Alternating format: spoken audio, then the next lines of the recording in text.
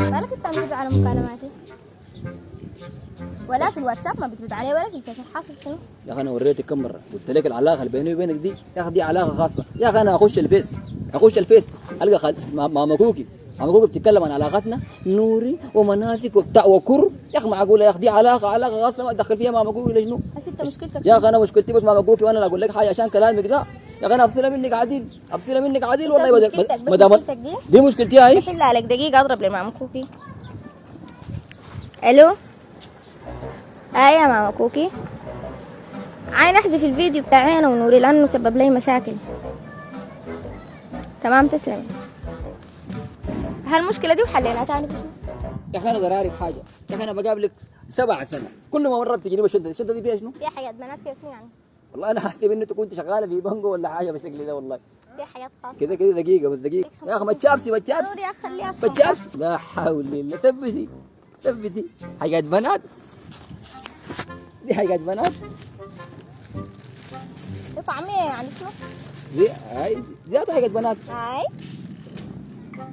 ها والله دي قويه دي.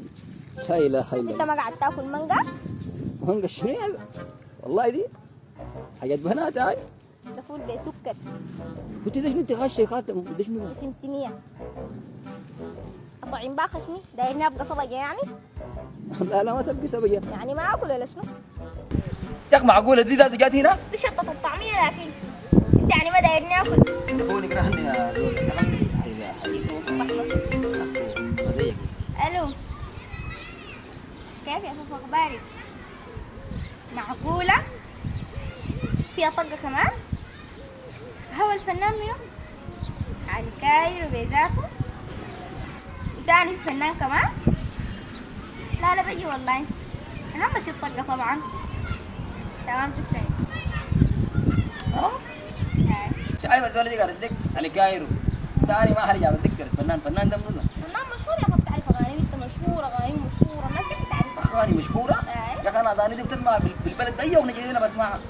انت حافظة له اغنية من اغاني؟ حافظة له واغني لك؟ يا اخي اقول لك حاجة اتمنى عشان اسمع واغني شنو الزول ده؟ بيقول بيزا باس اونينا بيزا بوس بوزيري